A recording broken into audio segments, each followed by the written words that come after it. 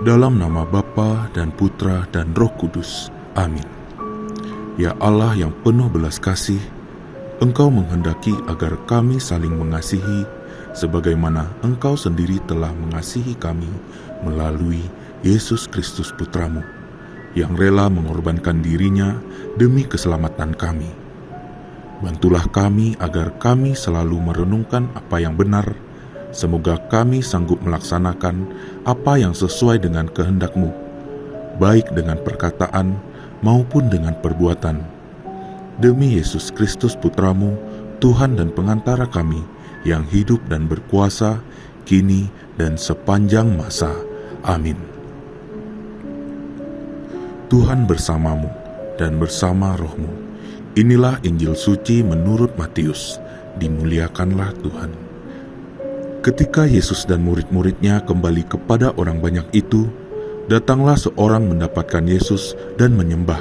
Katanya, "Yesus, kasihanilah anakku. Ia sakit ayan dan sangat menderita. Ia sering jatuh ke dalam api dan juga sering ke dalam air.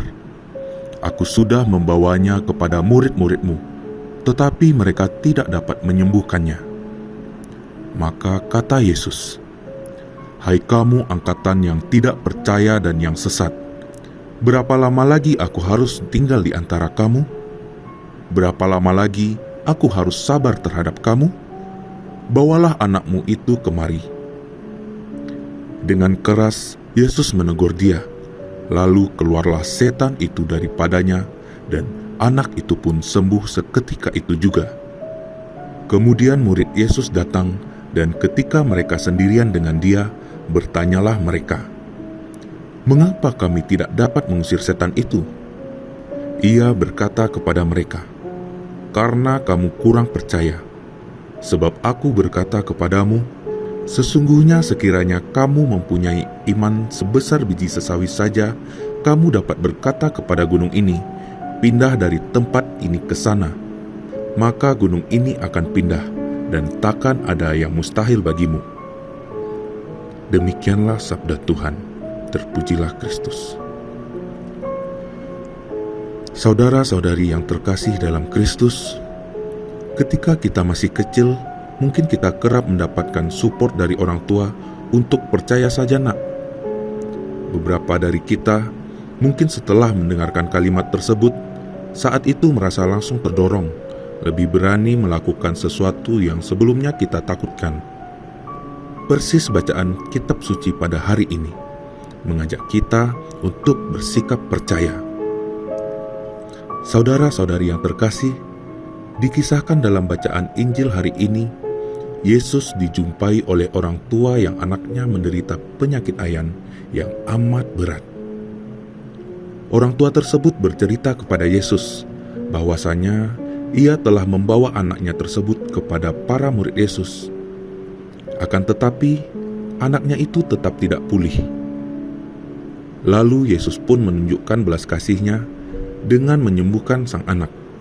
Dari bagian ini, tentunya kita dapat melihat iman, usaha, kegigihan dari orang tua, bahwa imannya kepada Yesus yang ia miliki tidak akan pernah sia-sia. Selalu ada buah baik di baliknya.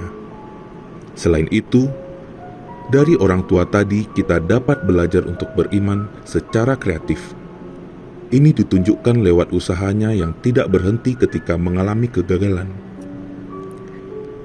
Iman dengan kreatif maksudnya iman kita itu menghidupi hidup kita, sehingga akan banyak hal yang dapat dibuat untuk semakin mengenal Kristus. Contoh nyatanya di tengah kemajuan zaman ini, pemberian kesaksian iman tidak melulu lewat khotbah-khotbah formal. Kesaksian iman dapat kita wartakan dengan kreatif melalui media sosial, membuat tampilan yang menarik, dan narasi pewartaan yang asik. Tentu akan semakin membuat kesaksian itu lebih mengena. Saudara-saudari yang terkasih, kita juga belajar dari kejadian para rasul.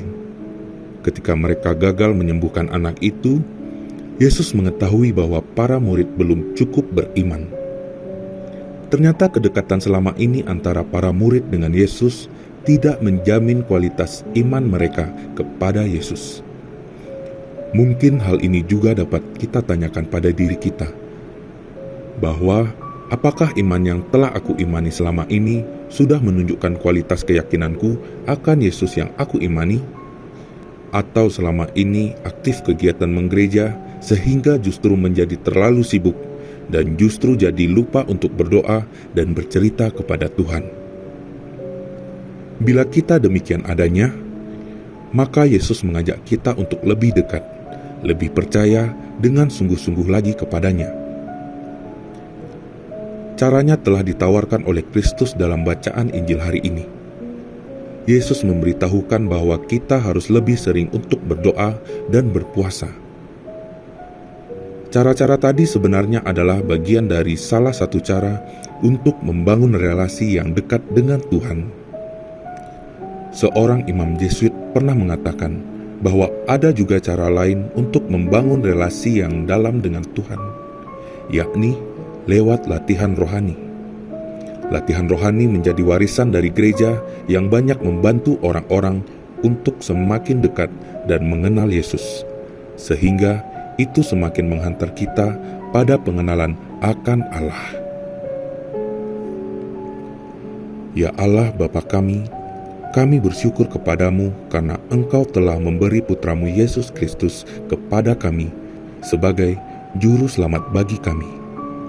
Kami mohon kepadamu, tambahkanlah iman kami kepada Yesus Putramu, agar kami boleh ikut menikmati keselamatan yang telah Ia lakukan bagi kami. Ini semua kami mohon kepadamu dengan pengantaraan Kristus Tuhan kami, yang hidup dan berkuasa, kini dan sepanjang masa. Amin. Allah Bapa kami, penuntun kehidupan, Engkau telah menuntun Abraham menuju tanah terjanji. Engkau juga menuntun bangsa Israel menuju tanah Yerusalem melalui tangan Musa. Kini kami umat-Mu keuskupan Padang sedang berjalan bersama dalam sinode kefikepan menuju keselamatan yang Engkau janjikan dalam diri Putramu Yesus Kristus. Tuntunlah peziarahan hidup kami dengan kuasa Roh Kudus-Mu, agar kami tetap tabah, sabar dan setia menghadapi kesulitan dan tantangan hidup. Bimbinglah kami supaya mampu berjalan bersama, saling meneguhkan dalam iman, harapan dan kasih. Bunda Maria, doakanlah kami putra-putrimu sepanjang sinode kefikepan ini berlangsung.